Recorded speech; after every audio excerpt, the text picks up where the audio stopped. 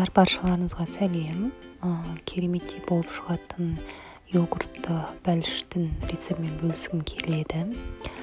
Өте керемет болып шығады, нәзік, дәмді, дәмі тіпті пломбир балмұздағына өте қатты ұқсайды. Керемет болып шығады, міндетті түрде жасап көріңіздер. Шай ішуге арналған керемет таптырмас бәліштің бірі болып саналады. Алдыменен ыдысымызға жұмыртқаларымызды жарып аламыз.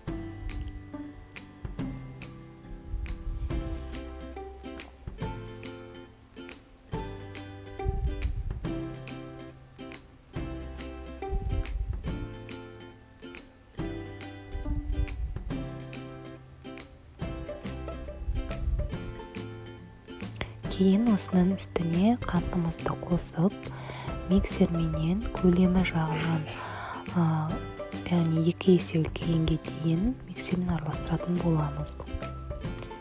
Егер де миксер болмаған жағдайда венчикпен де араластырып жасауға болады, бірақ көлемі жағынан сәл төмен болып піседі.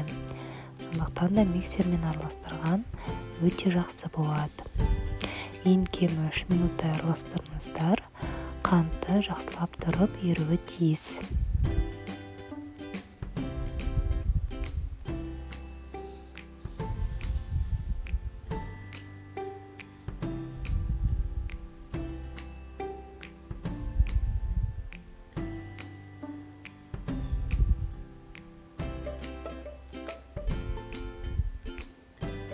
Кейін осы массамыздың үстіне ас қасықпенен 4 ас қасық өсімдік майын құятын боламыз.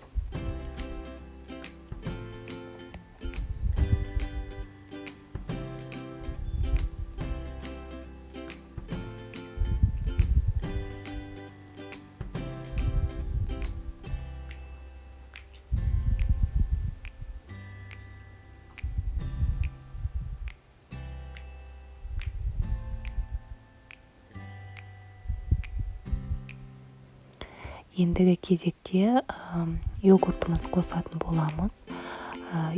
Менде көбінесе осындай йогурттар желінбей қалады. Сол себепті де мен бүгін солардың біріменен осы бәліш пісіріп көрмекші болдым. Осылай желінбей қалған йогурттарды қосып жіберіп жасауға болады. Шай ішуге арналған керемет тәтті пирог болып шығады. Кейін бұның барлығын миксерде араластырамыз.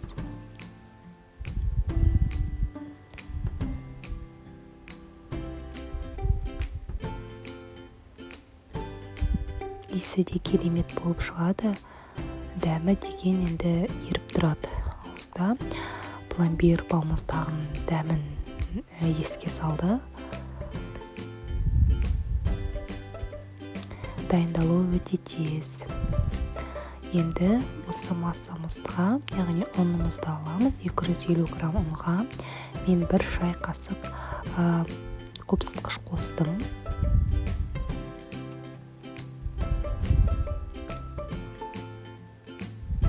Мен көз мөлшермен қостым, енді шамамен ол 1 шай қасықтай болды. Енді осыны ұнымызға ұн өткізгіш арқылы өткізіп,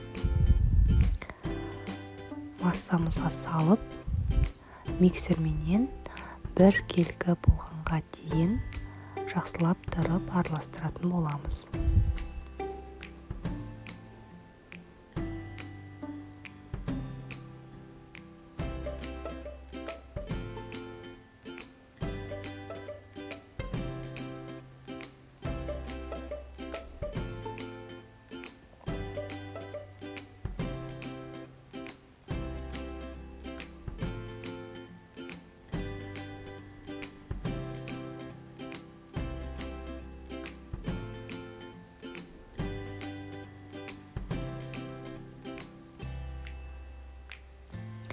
Жақсылап тұрып араластырып болғаннан кейін формамызды дайындайтын боламыз. Қыздар, бұл жерде бір ескерте кететін жайт.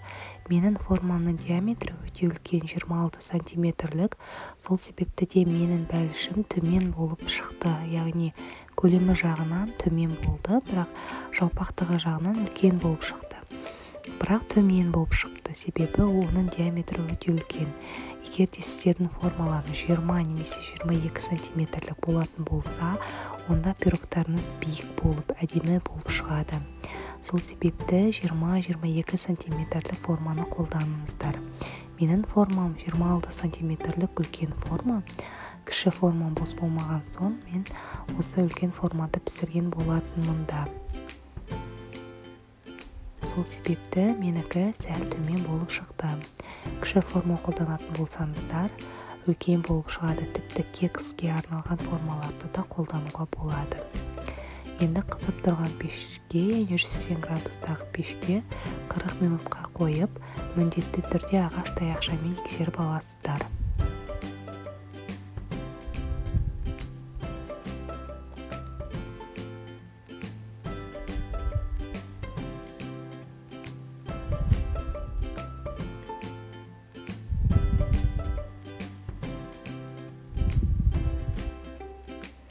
Осындай керемет болып шығады. Мен үстіне шыны керек жай сгущенка ғана жақтым. Өздеріңіздің қалауларыңыз бойынша әсемдеуге болады. Шыны керек жай шайға пісіргендіктен қатты әсемдеп жасаған жоқпын. Осындай болып шығады. Өте керемет, іші толықтай піседі. Дәмі де тәтті, өзі де тәтті болады. Астарыңыз дәмді болсын.